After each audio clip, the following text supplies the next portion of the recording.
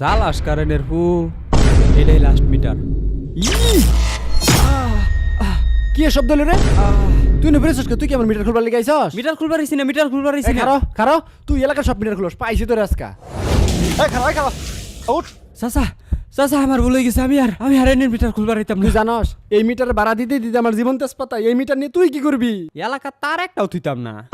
Sir line দিয়ে নই কাটা হেলে গিয়ে কমপ্লেন যায় বেশি বেশি বিদ্যুৎ থাকে না। দেখো তো এটা কিসের কাগজ? স্যার লাইন কেটে দিয়ে সিডি থুই গেছে। কারেন্টের লাইন কাটা বন্ধ করতে চাইলে বিদ্যুৎ অফিসের লোককে চেয়ারম্যান নিয়ে এলাকায় দরবার বসাতে বলে। আপনার নিয়ে দরবার বসলে চুর আসবে। এমনিতে লোডশেডিং, জনগণ আমাদের উপরে খেপা, এই বিহিত আপনি করবেন। এই যে আমি আই পড়ছি, আইনে ঘরের চিন্তা করা লাগতো না, সিডিটা আমি লিখছি।